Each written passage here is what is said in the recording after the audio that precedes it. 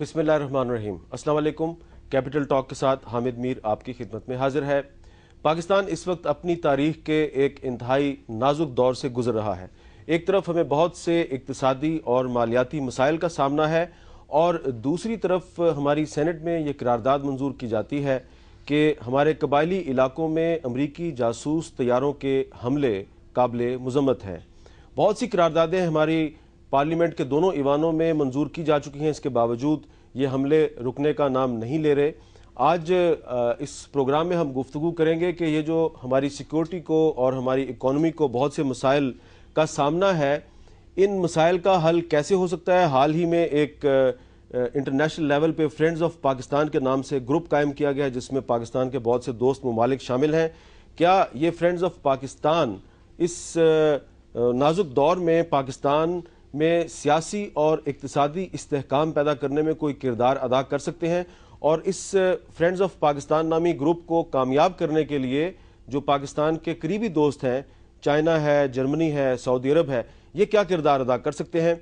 इस सिलसिले में आज हम बात करेंगे। हमारे साथ मौजूद हैं जनाब तारिक फातमी साहब, साबिक सफ़ीर हैं, जनाब डॉक्टर फ़ारूक सलीम साहब जो कि एग्जीक्यूटिव डायरेक्टर हैं centre for research and security studies Islamabad. उनके साथ हैं डॉक्टर मारिया सुल्तान साहिबा जो कि डायरेक्टर जनरल है south Asian strategic stability institute की, और कराची में हमारे साथ मौजूद हैं मारूफ इकोनॉमिस्ट जनाब यूसुफ नज़र साहब। तारिक फातमी साहब, नवंबर का जो महीना है, नवंबर के महीने में एक तरफ अमेरिकन इलेक्शन होगा और दूसरी तरफ फ्रेंड्स ऑफ पाकिस्तान का एक इजलास होगा। आपके ख्याल में नवंबर के महीने में पाकिस्तानियों के लिए कोई अच्छी खबर की तवक्को की जा सकती है? जो अभी हालात नज़र आ रहे हैं इसमें तो वक्त लगेगा। उसकी वजह यह है कि अमेरिका में एडमिनिस्ट्रेशन जो है वो अब वर्चुअली फेज़ आउट हो गई है। जो भी जीतता है नेक्स्ट ट्यूसडे, एक हफ्ते के बाद, उसे अपनी एडमिनिस्ट्रेशन को 20 जनवरी के बाद ही ला सकता है। अमेरिका की फिस्कल ईयर जो है वो 30 सितंबर को ख़त्म हो जाती है और नया फिस्कल ईयर और नया बजट जो है वो नई एडमिनिस्ट्रेशन देगी। साथ साथ फ्रेंड्स ऑफ पाकिस्तान का आइडिया बड़ा अच्छा था, मगर कुछ इसकी ग्राउंड प्रिपरेशंस नहीं की गई थी, बड़े मेजर एलाइज से कंसल्टेशंस नहीं किया गया, इसलिए उसमें जो एब्सेंसेस थे, गैर हाज़िरी, वो ज़्यादा प्रोमिनेंस में हो गए बजाय उनके कि जो उसमें मौजूद हों। और आखिरी पॉइंट ये है कि ये सारे कंट्रीज़ का कहना है कि मुल्क के अंदर जो है गवर्नेंस वो नज़र उन्हें नहीं आ रही है। कुछ वो उनकी शिकायत ये है कि कुछ ड्रिफ्ट है, कोई डायरेक्शन लेस तरीके से हम मूव कर रहे हैं। पहले हमने महीनों फाइनेंस मिनिस्टर नहीं रखा, उसके बाद एक नॉन पॉलिटिकल प्रोफेशनल बैंकर को लिया ये समझ के कि शायद फाइनेंस मिनिस्ट्री बैंकर बेहतर संभाल सकता है।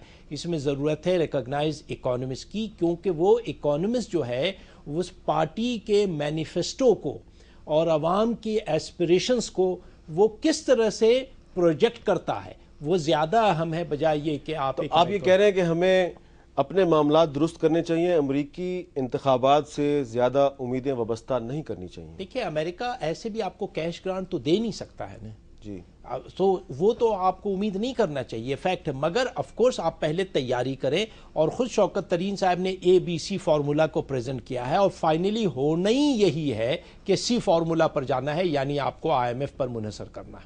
जी, डॉक्टर फ़ारूक सलीम साहब, क्या आप इस राय से इत्तेफाक करते हैं कि अमेरिकन इलेक्शन में ज़्यादा इन्वॉल्वमेंट नहीं होनी चाहिए, बल्कि हमें पाकिस्तान की सूरत हाल पर तवज्जो देनी चाहिए? मीर साहब, जैसे ही आपने वो फ्रेंड्स ऑफ पाकिस्तान का नाम लिया तो मेरे जहन में कोकेन आई। कोकेन, मसला ये है कि हमारी हुकूमत जो है वो कोकेन के नशे में पड़ी हुई है, यानी कि जितनी आमदन होती है उससे ज़्यादा, कोई 500-600 बिलियन रुपया सालाना, उससे ज़्यादा जाके खर्च कर देते हैं। फिर आप और हम जो रियाया जो आवाम कहलाती है, हम लोग भी नशे में पड़े हुए हैं। हम 17 बिलियन की एक्सपोर्ट करते हैं और 32 बिलियन डॉलर की इंपोर्ट कर डालते हैं। तो अब मसला ये है कि हमें इस नशे से निकलना है। हम मारे फिरते हैं, कभी अमेरिका से मांगते हैं कि हमें एक और कोकेन का इंजेक्शन लगा दें ताकि हमारा नशा कायम रहे। तो ये नशा कायम रखने वाली बात नहीं है, ये बात है कि नशे को दूर किस तरह करना है। तो हम निकल सकते हैं इस नशे से, जान छुड़ा सकते हैं अगर हम अपना इलाज खुद कर लें। इलाज हमें खुद ही करना पड़ेगा। अच्छा, वो दूसरा मसला ये आ गया है, लेकिन वो कुछ इकोनॉमिस्ट कहते हैं कि इलाज तो आपका होगा, लेकिन डॉक्टर का नाम है डॉक्टर IMF। اب اس میں معاملہ یہ ہے کہ آپ پکچرائز کریں کہ ایک 50 سال سے نشہ کر رہا ہے مریض، اسٹریچر پہ پڑا ہے، حکومتی ہسپتال کے ایمرجنسی وارڈ میں لیٹا ہوا ہے، اس کو سیویئر ہارٹ اٹیک بھی ہو گیا ہے ساتھ میں. اب جو نظر آ رہا ہے آدمی وہ ایک ڈاکٹر ہے، اس کو نیم حکیم کہہ لیں یا ڈاکٹر کہہ لیں، اس کا نام آپ نے لے دیا، اس کا نام ہے IMF. وہی ڈاکٹر اویلیبل ہے، پیشنٹ کو ہارٹ اٹیک ہوا ہے، 50 سال سے نشہ کر رہا ہے اور ڈاکٹر اور کوئی اویلیبل نہیں. لیکن پرسیپشن یہ ہے کہ یہ ڈاکٹر جو ہے یہ اسپیشلائزیشن اس کی کسی فیلڈ میں نہیں ہے، یہ ایک پولیٹیکل معاملات پر زیادہ توجہ دینے والا ایک نیم حکیم ہے. اگر ہمارے پاس وقت نہیں ہے کہ ہم ڈاکٹر کو کھڑا کر کے پوچھیں کہ بھئی تم نے کتنے ملکوں کو مارا ہے اور کتنے ملکوں کو تم نے جان دی ہے، جی ہمارے پاس اس چیز کا وقت نہیں ہے اس وقت، بس ہم آنکھیں بند کر کے اس کی دوائی کھانی شروع کر دیں. اور کوئی اویلیبل نہیں ہے. اچھا جی ماریا، آپ یہ بتائیے کہ آپ کے خیال میں فرینڈز آف پاکستان ہمیں اس بحران سے نکال سکتے ہیں؟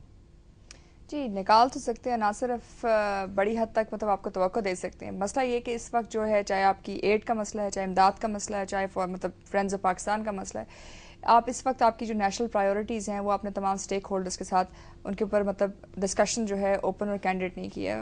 فاطمی صاحب نے اس کی طرف اشارتاً کہا کہ اس کے اوپر تھوڑی سی زیادہ ضرورت تھی، فوکس تھی کہ آپ پریپیئر ہو کے جاتے تاکہ آپ کو پتہ ہوتا کہ آپ نے لوگوں سے ایکسپیکٹ کیا کیے. اس کے بعد آپ یہ سوال پوچھ سکتے ہیں بجا طور کے اوپر کہ آیا فرینڈز آف پاکستان نے آپ کا کتنی حد تک ساتھ دیا یا کتنا حد تک ساتھ نہیں دیا. اور میرے خیال سے دوسری بات جو اس وقت ہمیں نیگوشیٹ کرنے کی مطلب بہت زیادہ ضرورت ہے وہ یہ ہے کہ جو بھی آپ کو فورن ایڈ آتی ہے وہ آپ کی نیشنل پرائیورٹیز کے ساتھ میچ کریں. ہوتا یہ ہے چاہے IMF کا مسئلہ ہو، چاہے ایڈ کا مسئلہ ہو، چاہے فرینڈز آف پاکستان سے ایڈ کا مسئلہ ہو، وہ اپنے سیکٹرز میں ایڈ دینا چاہتے ہیں، وہ آپ کی نیشنل پرائیورٹیز کو سوٹ نہیں کرتی ہیں، جس کی وجہ سے وہ ان کے اپنے سیکٹرز کون سے ہیں؟ دیکھیں جی ان کے مختلف سیکٹرز ہیں، مطلب ڈیپینڈ کرتا ہے کہ اگر ٹیلی کمیونیکیشن کے اندر ہیں، آپ کو شاید ٹیلی کمیونیکیشن کے اندر ایڈ کی ضرورت نہیں ہے، آپ نہیں چاہتے کہ یہاں چائنا موبائل کی پرہیپس مطلب 4 اور شاخیں کھل جائیں. ٹھیک ہے وہ اکنامک بوم لے کے آئیں گے، لیکن شاید یہ آپ کی پرائیورٹیز میں ہائی نمبر. ہماری پرائیورٹی ہے ہیلتھ اینڈ ایجوکیشن. نہیں جی ہماری پرائیورٹی انرجی ہے، میرے خیال سے انرجی اور ایگریکلچر ہے. اس وقت جو ہے آپ کی میرے خیال سے یہ 2 مطلب بحران ہے جس سے اس وقت آپ کا ملک شکار ہے. ایک جو ہے انرجی کرائسس ہے اور انہوں نے مطلب مینشن کیا جی ایکسپورٹ ڈیفیسٹ جو ہے، ایکسپورٹ ڈیفیسٹ اسی وجہ سے ہے کہ آپ کے انرجی کرائسس کی وجہ سے آپ کی پروڈکشن لیول نیچے ہوتی ہے، جس کی وجہ سے آپ کی ایکسپورٹ لیول بھی نیچے ہوتا ہے. اس کو آپ کمبائن کرتے ہیں ٹریڈ یا فورن پالیسی ایشوز کے ساتھ تو اس میں کانفلکٹ زون، اگر پاکستان کی ریٹنگ انٹرنیشنل انشورنس کے اندر کانفلکٹ زون کے طور پہ آتی ہے تو اس کی وجہ سے بھی آپ کو cost of business from Pakistan increases. Let us go to Karachi. Yousuf Nazar Sahab یہ بتائیے کہ آپ کے خیال میں جو فرینڈز آف پاکستان کے نام سے گروپ قائم کیا گیا ہے، اس گروپ میں چائنا بھی شامل ہے، امریکہ بھی شامل ہے، سعودی عرب بھی ہے، جرمنی بھی ہے، یہ کیا کر سکتے ہیں ہمارے لیے؟ بہت کچھ کر سکتے ہیں اگر کرنا چاہیں، لیکن سب سے بڑا مسئلہ یہ ہے، میرے ابھی ایک بھائی نے کہا کہ ہماری حالت اس مریض کے جیسی ہے جسے ہارٹ اٹیک ہوا ہے.